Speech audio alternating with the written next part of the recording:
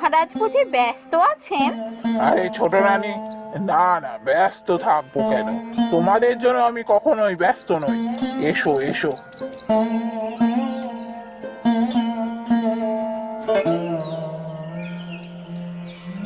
কি ব্যাপার মহারাজ, আপনি কি কোনো ব্যাপারে চিন্তিত? আপনাকে বড় ক্লান্ত লাগছে।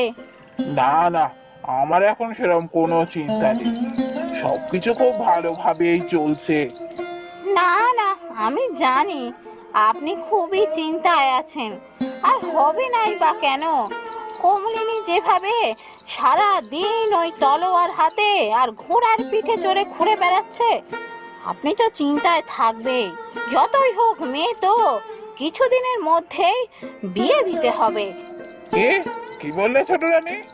না না,